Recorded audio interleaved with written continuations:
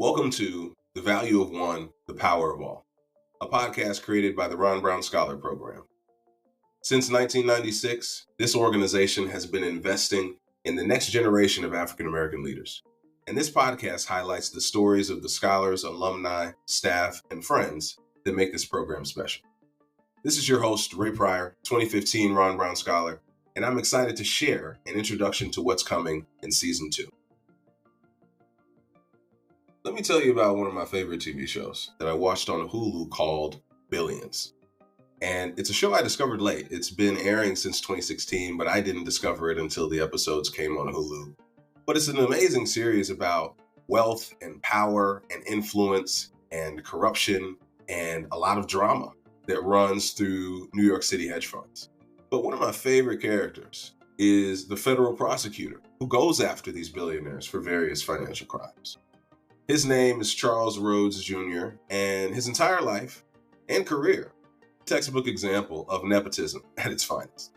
He's a trust fund kid whose dad, Charles Sr., put him in the elite private school that the men of his family have attended for generations, then sent him off to Yale, and orchestrated nearly all of his legal career for him.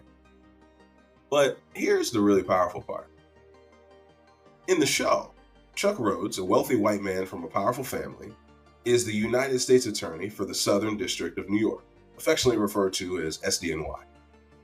But in real life, a child of Jamaican immigrants is the actual U.S. Attorney for the Southern District of New York. And his name is Damian Williams, and Damian is a Ron Brown Scholar. In the show, Brian Connerty and Kate Sacker are the U.S. attorneys working under Chuck Rhodes. But in real life, William Stone is an SDNY, Assistant U.S. Attorney under Damian, and William is also a Ron Brown Scholar. To make it even sweeter, we have a 2022 Ron Brown Scholar who's going to intern in the exact same office this summer. The SDNY region also gave us our first Ron Brown Scholar to be elected to Congress. Mondaire Jones, from the class of 2005, was elected in New York's 17th Congressional District. Then you flip over to the judicial side. Azizat Adeleke and Jordan Alston, both Ron Brown Scholars from the class of 2013, clerked for the same SDNY District Court judge. And this summer, Jordan's going to be clerking elsewhere for Supreme Court Justice Sonia Sotomayor. This is not necessarily a bad thing, but it's not uncommon these days to see roles in TV and movies where the people portrayed in positions of power are a lot more diverse than they are in real life. But this is a unique case where art is actually lagging a bit behind reality. A reality in which a little black kid who might dream of becoming a lawyer one day can Google some of the most powerful legal offices in the land and find that from top to bottom, the folks in those positions not only look like him, but a lot of them are all a part of the same program. Across all three branches of government and at all three levels of government, you can't unsee the presence of Ron Brown Scholars living into the legacy of our namesake, to serve our neighborhoods, to serve our school districts, our cities, our states, and the country. And that's the focus of Season 2, highlighting the impact and the insights of scholars through their work in and around the public sector. You'll get to hear from some scholars who have ran for elected office. Some of them are government attorneys, while some of them are government consultants. You'll hear from scholars who are professors, who are both training the next generation of public servants, while also reimagining how government can and should work. The late secretary preached about doing well and doing good. And after an amazing pilot season featuring scholars who are using entrepreneurship and innovation to disrupt the private sector, I'm excited for Season 2, where we'll meet scholars who are making a difference in the public sector. Now, just to be clear, this season isn't about politics. Not really, at least. Whenever I tell people that I majored in public policy in college, they often confuse it for what they think it means to study political science. But outside of one required course, even while being in school during the 2016 election, we actually talked very little about political parties and political candidates. We talked about actual policies, how to craft them, how to advocate for them, and how to implement them. We were much more interested in how government actually works, not whatever the latest political news was. Will we have some former and potential future politicians as guests? Yeah, we will. Might some of our conversations be timely with this year's election? Yeah, I hope so. But even when we have experts come and discuss aspects of politics, the focus will be on the how, not the who. How do you manage a campaign? How do you lead as a legislator? How do you make a difference as a government attorney? How do you consult for a federal agency? How can we make government better, especially for African American communities? Take a listen to some insights from some scholars you'll hear from later this season. First time that folks asked me to run for office, I was fresh out of law school. So I had all the law school student loan debt. Sad to say, but it's true that one of the big driving reasons why I couldn't do it was because of the financial limitations. North Carolina has a part-time legislature. We technically make $13,900 a year plus $100 a day per diem. You can't live off of that. Not only can you not live off of that, you really shouldn't put yourself in a position where you feel like you can't do the best job that you can do for your constituents. You can't devote the time that it takes to be a good representative or a good senator or a good dog catcher. You shouldn't do it. Really, campaigning in a state like North Carolina deserves 100% of your attention. Being an elected official deserves 100% of your attention. And being an effective lawyer, your clients deserve, your focus. They deserve your attention. So really, in order to create a situation where I could effectively serve, I had to increase my workload to hopefully get to a point where I could decrease my workload. I was burnt out by about probably November of 2019. I was burnt out. I was devoting every ounce of energy that I had to work because I had three competing work responsibilities. North Carolina has a system where we have part-time state legislators who are expected to devote full-time work to it. That is a feature, not a flaw. Okay? Be straight up there. It's a feature, not a flaw. It's a great question because you're right. It's not a natural transfer of skills from legal work, policy making, or analysis into campaigning. I probably was a little bit unique in that I had always had a pretty diverse set of experiences. We had one article that mtvnews.com, I don't even know if that still exists as an outlet, to be honest now, but they wrote a story about the campaign and asked me about exactly that. What's this like? How did you know what to do? And it just occurred to me naturally. It's like, what's so funny? This fundraising stuff reminds me of being a Girl Scout, and you're selling these cookies and you're just put out. And my mom was definitely the type of parent that's like, you signed up for this project. Good luck. Keep me posted. She wasn't the one that's like, I'm going to take your list and do all the work for you. Like, that was not her. No. So, 8 years old, you just start going out, knocking on your neighbors' doors, talking to people. It's like, you gotta make this work, right? And it is a lot like that. It's a hustle. And I do think, one of the things I always liked about the law, even if not practicing in litigation, was the persuasion. I love persuading people about what's the right view, the right action to be taking. And fundraising is ultimately that. It's a sell, and trying to persuade people that what you're building is worth their investment. It's even trickier because it's not like a startup in that they're going to get any return on their investment. More than anything, they're going to just be throwing their money away, with absolutely no benefit to themselves. And so it's a little bit harder there, but that made it even a more fun challenge, to just try to, and it also refined how I was thinking about what we were doing with the campaign and taking inputs from people and knowing like what really landed with people. It was a good opportunity through the fundraising to kind of home in on what were the best messages as well. So I loved it. I mean, a lot of people, the fundraising is the thing that makes them say, I will never, ever run for office again. You definitely, by the end of it, feel like you've just pimped yourself out and like it's exhausting. But I absolutely loved it. Because what you said is so true. You don't know. You don't know until election day. Election night. Until polls close, you're not winning. You're not losing. You're just in the race. Certainly. Fundraising is a metric that people can gauge enthusiasm and viability by. The size of your rallies, social media buzz, polling. Sure, that's a science, but as we've seen time and time again, polling may not be correct. All these are inferences. And I think that's the important thing. All these things are inferences that you kind of have to stitch together different variables to kind of gauge where you stand.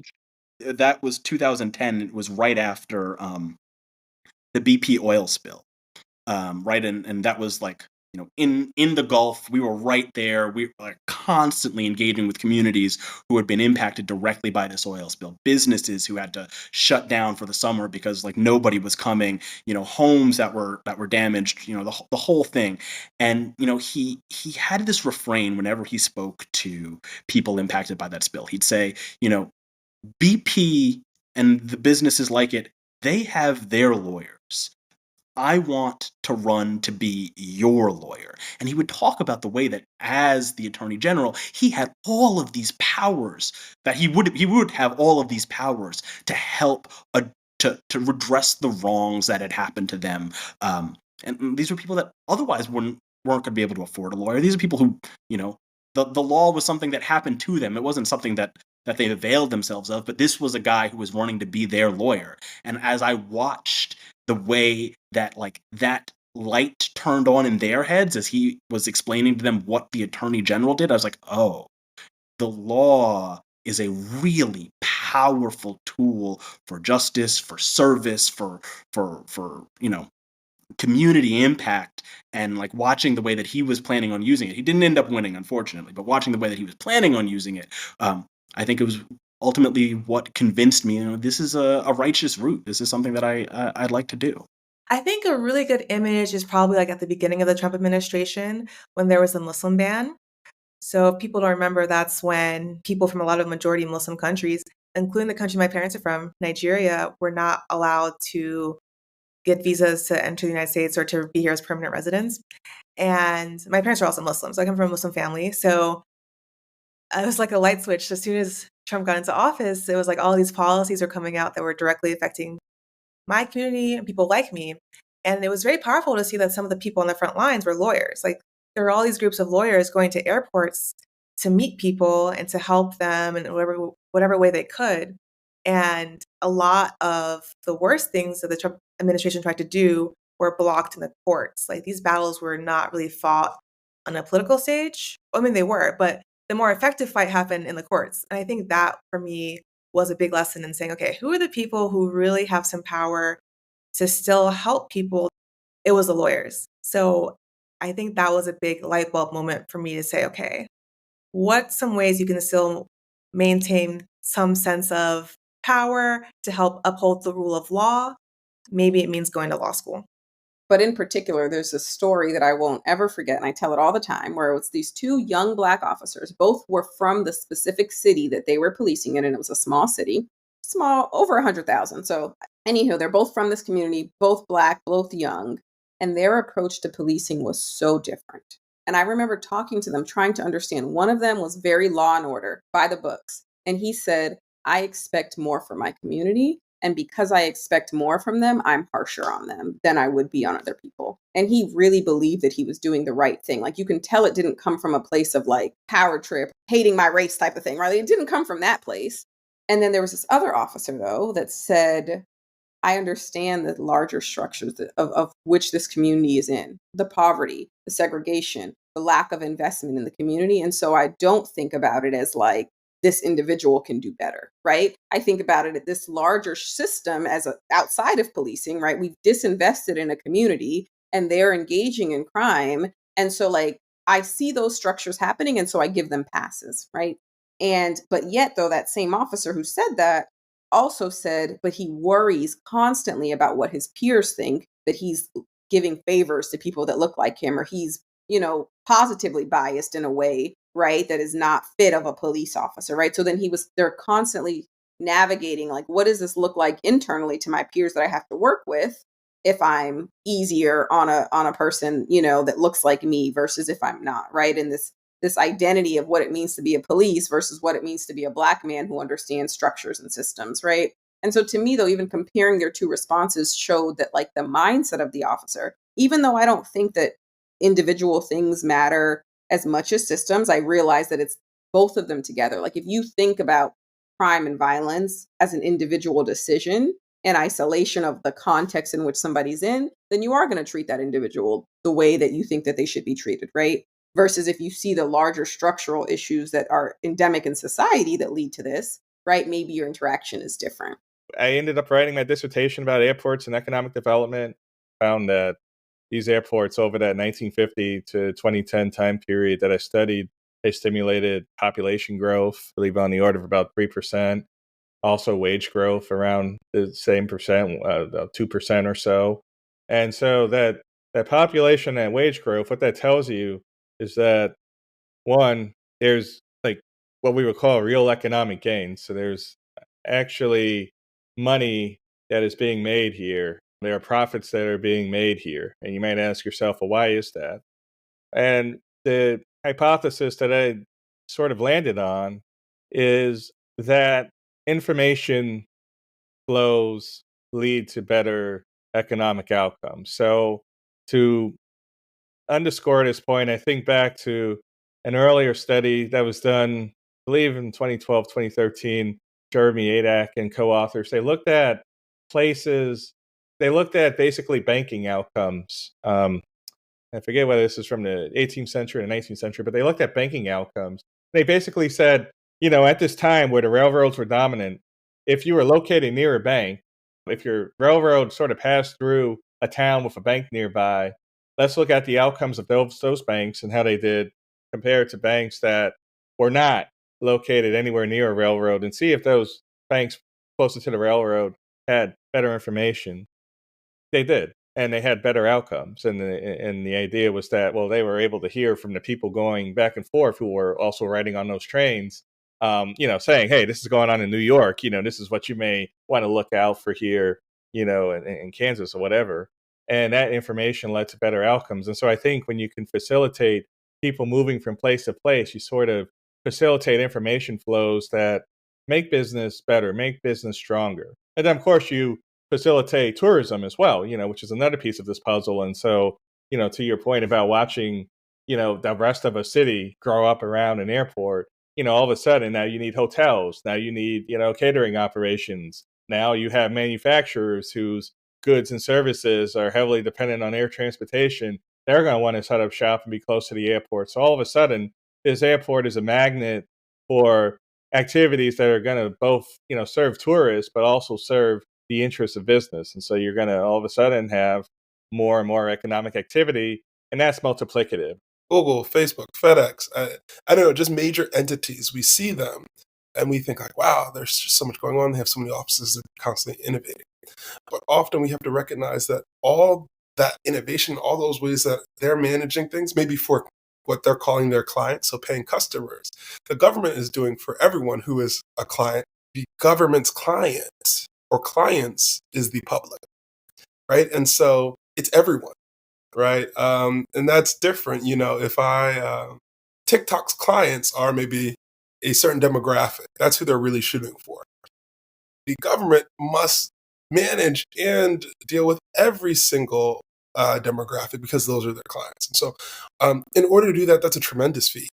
And the public sector practice, I like to say, helps support, improve, and innovate with the government, alongside the government. But the type of solutions can vary, and they have. We work with plenty of defense contractors and as well as the defense agencies themselves. And what that looks like is data. It looks like platforms. It looks like different actual assets that we are bringing to clients that exist independently of that client. We may come with an asset that illuminates a supply chain, right? Just because the Department of Defense might have a supply chain issue doesn't mean that that supply chain tool could also be applied to Department of Commerce effort, right? Also looking at different supply chains when we look at some of our near peer competitors. And so as we kind of move into this next phase of consulting from just pure strategy to really having tech chops and software developers and software engineers, that immediately at least shifts my mind into who do we need to have as consultants. And that, to my earlier point, it's not just those business grads. We need a whole host of folks to solve these problems. And the government does too. We as consultants are obviously providing a business around this, but the government as a whole. I have many colleagues and friends and people within Washington, D.C. and elsewhere that are working on that side as well, helping the government understand who's out there from these universities that they can hire or from industry that have tech chops, either software engineers or have a variety of different backgrounds that could be beneficial that might not be the first choice, right? So when we're thinking of engineers or we're talking about power grid management, for example, when we're talking about the Inflation Reduction Act and all of the electricity that we envision having to be managed with electric vehicles and our decarbonization efforts. And so there's a whole host of folks that wouldn't traditionally be titled consultants, at least within the federal government, that we constantly are bringing on, one, for their expertise, but two, because the things that we're delivering to our clients, and our clients being the federal government, are changing quite drastically. I guess from my civilian lens, I'm like, man, it would be really cool if we could just take this and run with it. I'm more of like a risk adverse consultant, so I'm like, let's take the time to like do the right steps. But it's always really interesting because usually Deloitte has the resources to make things happen really fast, whereas our government clients may have a different pace than us. So when they bring us in, it's sometimes interesting finding that balance and working with them. So we still are like not like pushing them too hard and like trying to implement all these changes, but like very realistically like bringing change without that organization. So I would say like sometimes when I'm like, man, like this would be really cool if this could be done by the end of the year or done by the end of the month. More people could get whatever access or information that they need. But when I'm working, minor mistakes could, ruin infrastructures or etc. So I kind of understand the hesitancy. In our world, technology is rapidly changing on a day-to-day basis. And one of the hard parts for government is keeping up with those rapid changes. We are recreating sometimes and sometimes transforming systems that touch millions of lives. So these things shouldn't be like a quick snap your fingers, we got a solution here. But they also shouldn't be, it takes me a decade to 2 decades to get these solutions out, which can sometimes be the factor of government bureaucracy at times. And one of the great things about consulting is that while we don't want to have snap decisions, snap solutions, we can bring scale to things. We can test run things that we've seen in other places and bring that solution here and say like, hey, you don't need to recreate the wheel to get this job done. There are samples here, and we can pull these samples together to make something that would have taken you maybe a decade to get done, able to be managed in a couple years. And again, with the acceleration of technology, it's really important for government to be able to stay as close to up to date as possible. We're working with legacy systems that haven't changed for decades, while the smartphone has revolutionized our lives altogether. And there's systems that still are working off of fax machines. If you had asked me before I went to college what it meant to do public service, as we kind of started out with, I thought it was one thing. I thought it was working the government, federal government, because it was the closest thing. But I've obviously evolved a lot in that too, just by virtue of all the places that I've been since, and still have yet to go. I take to heart that, scaling impact is something that doesn't always have to be in one direction, which is up. It can be across, it can be down, and timing can be everything. So I'm trying to be a little bit humble in receiving timing, receiving places where I can feel the most positive about what I'm doing and know that it's making an impact somewhere. The first episode of the second season of The Value of One, the Power of All, a podcast created by the Ron Brown Scholar Program, will be coming out soon. So don't forget to click subscribe on your favorite podcast platform so you can be among the first to listen when it releases. If you want to learn more about the organization behind these inspiring leaders, check us out at ronbrown.org.